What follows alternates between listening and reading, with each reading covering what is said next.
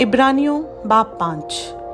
क्योंकि हर सरदार काहिन आदमियों में से मुंतखब होकर आदमियों ही के लिए उन बातों के वास्ते मुकर्रर किया जाता है जो खुदा से इलाका रखती हैं, ताकि नजरें और गुनाहों की कुर्बानियाँ गुजराने, और वो नादानों और गुमराहों से नरमी के साथ पेश आने के काबिल होता है, इसलिए कि वो खुद भी कमज़ोरी में मुब्तला रहता है, और इसी सबब से उस पर फ़र्ज़ है कि गुनाहों की कुर्बानी जिस तरह उम्मत की तरफ से गुजराने, उसी तरह अपनी तरफ से भी चढ़ाए।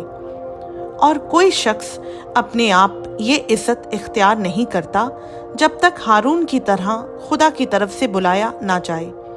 इसी तरह मसीह ने भी सरदार काहिन होने की बुजुर्गी अपने तय नहीं दी, बल्कि उसी ने दी जिसने उससे कहा था कि तू मेरा बेटा है, आज तू मुझसे पैदा हुआ। चुनाचा वो दूसरे मकाम पर भी कहता है कि तू मलिक सिदक के तौर पर अबद तक काहिन है। उसने अपनी बशरियत के दिनों में ज़ोर ज़ोर से पुकार कर और आंसू बहा बहा कर उसी से दुआएं और इल्तिजाएं की जो उसको मौत से बचा सकता था, और खुदा तरसी के सबब से उसकी सुनी गई। और बावजूद बेटा होने के उसने दुख उठा उठाकर फर्माबरदारी सीखी, और कामिल बनकर अपने सब फर्माबरदारों के लिए अब्दी निजात का बाइस हुआ। और उसे खुदा की तरफ से मलिक सिदक के तौर के सरदार काहिन का खिताब मिला। इसके बारे में हमें बहुत सी बातें कहना है जिनका समझाना मुश्किल है, इसलिए कि तुम ऊंचा सुनने लगे हो।